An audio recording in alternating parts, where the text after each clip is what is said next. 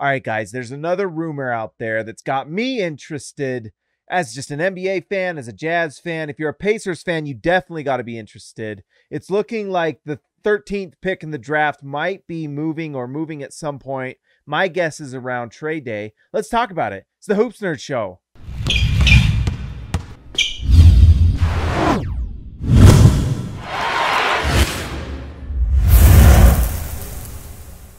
Okay, guys, so this rumor comes from the Indianapolis Star or something like that. The number 13 pick for the Pacers is a pick that's kind of it's interesting for them. They just made a big move to bring in Rick Carlisle, who, by the way, it hurt my feelings. I wanted Rick Carlisle to come to Utah Jazz, Pacers fans. Instead, you guys get a Hall of Fame coach that led the Dallas Mavericks to one of the most impressive finals victories in the history of the league. The Pacers have a great coach, and one thing from this rumor, you can go to Hoops Hype and read it, but if the Pacers keep the 13th pick, it has to be a player who Coach Rick Carlisle believes he can play right away. That's kind of an interesting scenario there.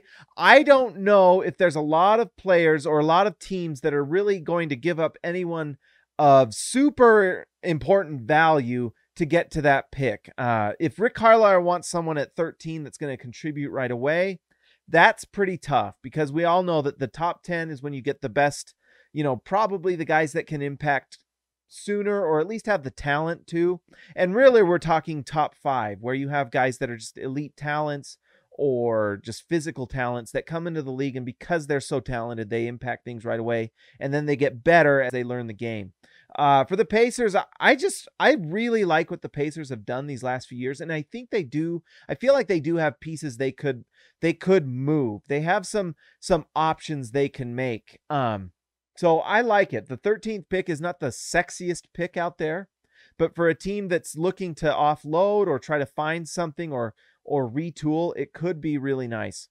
Let's talk about two teams, and we've already mentioned a couple of these teams in my last video. They're kind of the type of teams that I think are willing to make some moves and trade some veterans, which is what the Pacers are looking to do. It looks like they talked to the Rockets. And I wanted to say one thing before we go on. When you hear a rumor that a team talked to another team, teams talk to other teams all the time about trades. It's not like, oh, so-and-so called the Rockets and talked about trades. No, teams, front offices call and talk to each other all the time. They're constantly keeping in contact, trying to get intel. Certain teams have better relationships with other teams. Like, you'll see some teams have a better rapport with others and might be more likely to make a trade with certain teams, but all these GMs know each other. They have each other's information. They'll talk to each other.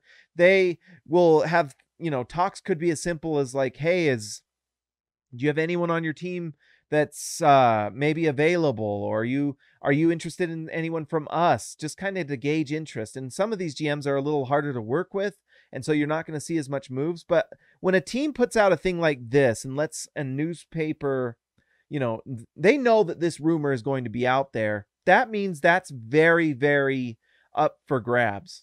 So that's why this is something you need to watch. That 13th pick might be available for a nice veteran for the Pacers. Now, like I said, let's talk about two teams I think that might be willing to make that move. But before we do that, let's talk about Manscaped. The sun's out, bums are out, and hopefully your pubes are not out. Also, flip-flop season is upon us, and you're out here with those post-pandemic toenails. I hope no one flip-flops in this trade deadline and actually makes a move. I hope the Pacers make a move so this video doesn't look stupid. I don't worry. Our friends at Manscaped have you covered. They just launched their 4th generation performance package and their Shears 2.0 nail grooming kit. Join the Manscaped movement by going to manscaped.com for 20% off plus free shipping with the code HoopsNerd20. Go do it, guys. It's worth it. The Weed Whacker is also the Performance Package 4.0 also includes the Weed Whacker to chop your worst weeds up top in your nose and ear hair. Guys, I have it. I'm 37. I have hair growing out everywhere, and it takes care of it. It's amazing. Get 20% off plus free shipping with the code HoopsNerd20 at manscaped.com. That's 20% off plus free shipping with the code HoopsNerd20 at manscaped.com. Tame that summer swamp in your pants with Manscaped. Guys, go do it. It's worth it. It's free shipping. It's like $20-30 if you use it. It's great. It'll help me out. It's a way to support the channel. I really appreciate it. Okay, guys, let's talk about two teams that I think are a possibility. We talked about this last video that the San Antonio Spurs are very much in the market for possibly trading DeJounte Murray or Derek White. Those two guys are available if anyone wants them. And I actually feel like those are the type of guys that might be movable for that number 13 pick. You know, if you can get someone like DeJounte Murray, who's still relatively young, who has proven to be a nice, solid NBA piece. He's not a guy that's going to take you over the top. He's not a big name guy in terms of just like moving the needle too much with a team, but he can fit in with a bunch of other guys. And I think with that team, with Malcolm Brogdon, you've got Sabonis. It's a nice team that has a lot of nice pieces. The other guy on that team is Karis LeVert. I really like. They did a good job in picking him up. This Pacers front office, and I know the owner there is a little bit stingy in terms of contracts and things, and so that's why some of the moves they make are a little strange. But getting Karis LeVert and being active like that tells me they've got a GM that knows what he's doing and does a good job. I mean, they've done some of the best moves in the league in the last few years over in Indiana, where they got Domantas Sabonis, where I don't think a lot of people picked Sabonis to become an all-star like he's become in Indiana. He is a solid NBA player. And, you know, getting Malcolm Brogdon was really nice, taking advantage of a bad situation in Milwaukee where they made a mistake. I mean, Malcolm Brogdon should be playing in the finals right now. Instead, he's on Indiana, and they are playing really well with him. Karis LeVert, like we said, just so nice. And there's super upside with him. Like, he still has a chance to really be one of those elite players. He has that injury history and a little bit of, you know, you worry if he can keep, you know, hold up. But he has shown at times that he is absolutely elite and showed some incredible things in Brooklyn. And I'm excited to watch the Pacers this year, to watch Karis LeVert. The guy that I think that might be available too, that maybe they package to make this move, is Miles Turner. He's a guy that has been a Defensive Player of the Year candidate. He blocks shots. He's just a nice defensive player. He stretches the floor a little bit. There's times with Miles Turner that you really wish he would take things to another level, and I don't know if he's the type of guy that can be more than like a nice NBA starter, which is what he is. And so that's why I think he's the type of guy that can be available, because, you know, the positions in Indiana kind of overlap with Turner and Sabonis. That's why maybe something like Miles Turner and the number 13 pick is what you're looking at. So, you know, that probably fits pretty nicely with the DeJounte Murray. You can make those contracts work. You get a younger player that can play with these guys. He can either come off the bench, he can start. You have a nice setup there. And if Sabonis is starting at center, then you can figure out some things with other guys, you know, with that starting lineup. So that's a trade I think is very likely with the San Antonio Spurs. I actually think I've heard Zach Lowe talk about them too. Talk Hoops obviously mentioned it as well, that's just a team to watch. I wouldn't be surprised if San Antonio makes some big moves, either to move up in the draft like with this pick, or with maybe Sacramento, maybe look at Golden State or something like that, or something like this, and bringing over a guy like Miles Turner and getting a pick. The other team that we're talking about, and this is actually a pick that this is a team that I'm, you know, the Utah Jazz, obviously they're my favorite team. I'm a Jazz fan. But I actually think, you know, with this Mike Conley situation, we've all talked about what the Jazz want to do. Number one priority with the Jazz is likely to re-sign Mike Conley.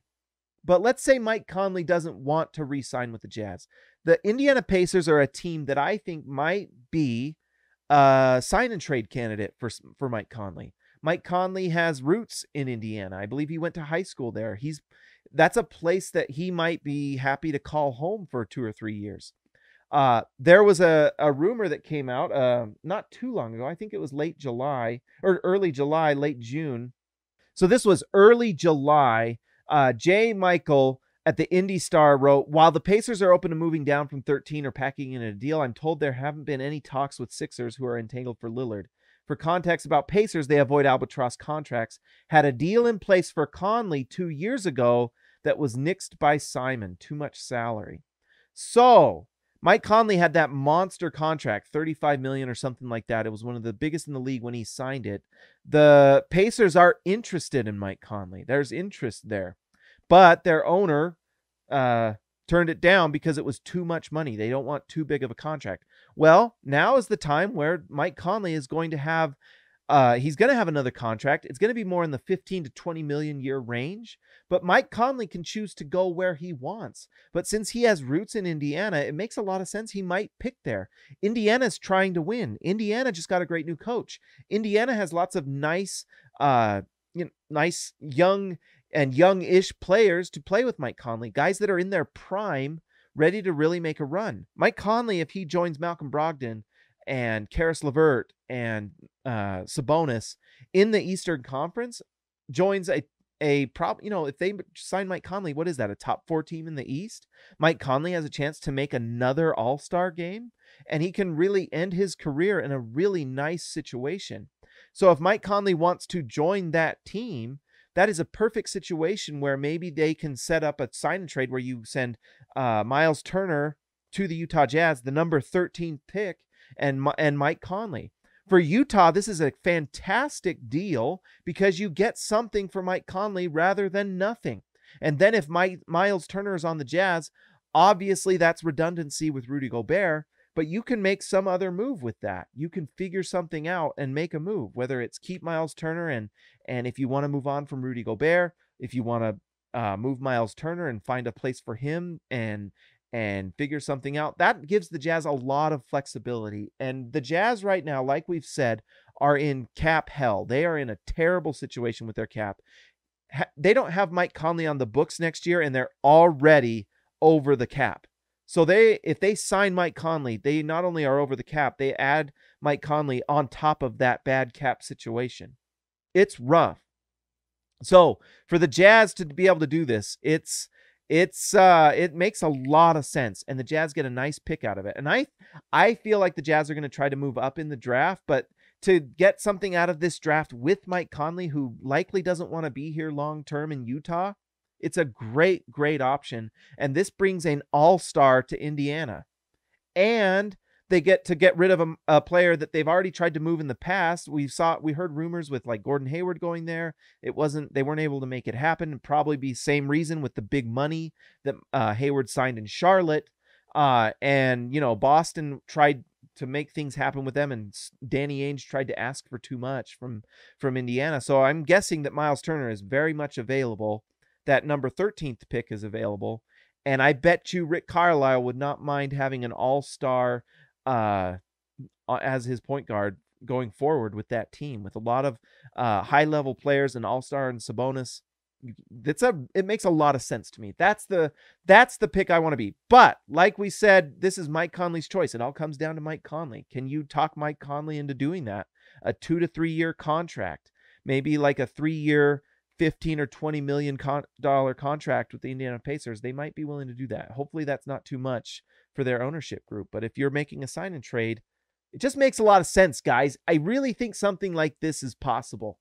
Anyways, guys, that's all I got to say. Let's give a shout out to our all-stars. All right, let's give a shout out to Kelsey Hamer, the Hammer, Ezekiel Rice-Sibe, JT Buckets Wardell, Austin R. Grant, editor extraordinaire, Eric C., the C's for champion, Donald Schooley, schooling us all, Cody Strickland, strictly the best, Supermit Robach, DW to CB, Darren Williams to Carlos Boozer, Jorge Arrizaga, mi amigo de abajo, Lee Christensen, driving the lane. I remembered Lee. Ryan Perry, the legend, Justin Ty H, Patrick Akubo, the connoisseur. I forgot it last time, but not this time. Robert Hall, the Hall of Fame, baby, and DW Jazz going all the way. Guys, if you're new here, like and subscribe to the channel. If you want to join the channel and support it, you can be a part of the live streams. We haven't had as many live streams now, but I'm trying to figure out how we can incorporate that during the off season. I'm thinking that I want to do a live stream during the draft because that would be fun.